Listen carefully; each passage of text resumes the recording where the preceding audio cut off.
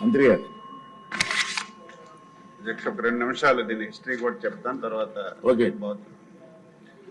అధ్యక్ష, 1960-73 వరకు డైరీ అనేది ప్రభుత్వం ఆధీనంలో నడిచేది అధ్యక్ష.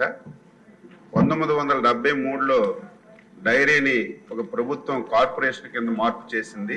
ఆ రోజు 1956 చట్టాన్ని తీసుకొని ఈ చట్టం ప్రకారం ఏదైతే కార్పొరేషన్ ఏర్పడిందో దానికి ఎండి, డైరెక్టర్లు ప్రభుత్వ అధికారుల ఆధీనంలో నడిచిన విషయం కూడా ఈ సందర్భంగా తెలియచేస్తున్నాను. దీన్ని 1981లో 3 అంచెల సహకార డైరీ వ్యవస్థగా తీసుకొచ్చారు అధ్యక్ష. 1964 సహకార చట్టం ప్రకారం ఇందులో గ్రామ స్థాయి, జిల్లా స్థాయి, రాష్ట్ర స్థాయి సహకార వ్యవస్థ ఉంటుంది. ఇందులో అందరూ ప్రభుత్వ అధికారులు ఉంటారు. 1 సంవత్సరానికి 1000 రోజులు నామినల్ లీజ్ కింద ప్రభుత్వం ఆస్తులన్నీ కూడా దీనికి బదలాయించే సిస్టమ్ ఆ రోజు ఉండేది అధ్యక్ష. అయితే 1983లో విశాఖ డైరీ అధ్యక్ష జిల్లా సహకార సంస్థగా ఏర్పడింది. 1995లో దీన్ని మ్యాక్స్ యాక్ట్ కింద తీసుకొచ్చారు. ఈ మ్యాక్స్ యాక్ట్ ఏంటంటే స్వయం ప్రతిపత్తి ఉంటుంది, అధికారులతో కూడినటువంటి విశాఖ డైరీగా 1999లో ఇది మార్పు జరిగింది అధ్యక్ష. దీన్ని 2004లో కోఆపరేటివ్ ట్రిబ్యునల్లో ఏదైతే వీళ్ళు ఈ సంస్థకి ఏవైతే ఆస్తులు ఉన్నాయో ఈ ఆస్తులన్నీ కూడా మాకే చెందుతాయని చెప్పి కోఆపరేటివ్ ట్రిబ్యునల్లో కేసేశారు అధ్యక్ష. ఆ రోజు కేసేస్తే ట్రిబ్యునల్ కూడా ఇది ప్రభుత్వ ఆస్తులు మీకు చెందవని చెప్పి ట్రిబ్యునల్లో కేసు కొట్టేయడం కూడా జరిగింది అధ్యక్ష. తదుపరి ఎవరైతే విశాఖ డైరీ వాళ్ళు వెంటనే హైకోర్టుకి ఆశ్రయించారు అధ్యక్ష. హైకోర్టులో కేసు నడుస్తుంది. డిపార్ట్మెంట్ కూడా మంచి లాయర్లకు పెట్టి ఈ ఆస్తులు ఎట్టి పరిస్థితుల్లో ప్రభుత్వం ఉండాలని చెప్పి మనం కోర్టులో కూడా వ్యవహారం నడుపుతున్న విషయం మీ అందరికీ ఈ సందర్భంగా తెలియచేస్తున్నాను అధ్యక్ష. ఇప్పుడే గౌరవ మా పార్టీ అధ్యక్షులు పల్లా శ్రీనివాసరావు గారు, వెలగపూడి రామకృష్ణ బాబు గారు చాలా విషయాలు చెప్పారు. అయితే నేను సమాధానంలో చెప్పాను, ఏదైతే ఉందో అదే చెప్పాను. ఈ మధ్యకాలంలో అధ్యక్ష ఏదైతే మీడియా ద్వారా కానీ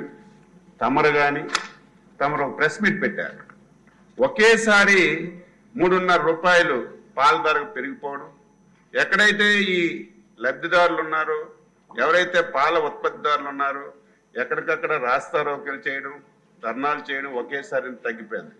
పాల ధర తగ్గిపోవడం ఒక ఎత్తు అధ్యక్ష, దానా ధరలు ఒకసారి పెంచారు. దానా ధరలు తగ్గాలి, పాల రేట్లు పెరగాలి, అప్పుడే ఉత్పత్తిదారుడికి మేలు జరుగుతుంది. కానీ రివర్స్ అయింది. దీంతో పాటుగా ఈ మధ్యన ఒక 4 రోజుల ముందు విశాఖపట్నం కార్పొరేటర్ అధ్యక్ష మూర్తి యాదవ్ మా కోఆపరేటివ్ రిజిస్ట్రార్ గారికి ఒక లేఖ రాశారు. ఇది కోఆపరేటివ్ రిజిస్ట్రార్ పరిధిలో లేదు అధ్యక్ష, ఇది కంపెనీ యాక్ట్ కింద వెళ్ళిపోయింది. అప్పుడు మా రిజిస్ట్రార్ గారు మా ఎండి గారికి దీని మీద ఎంక్వైరీ చేయమని చెప్పి నిన్నే ఒక లేఖ రాశారు అధ్యక్ష.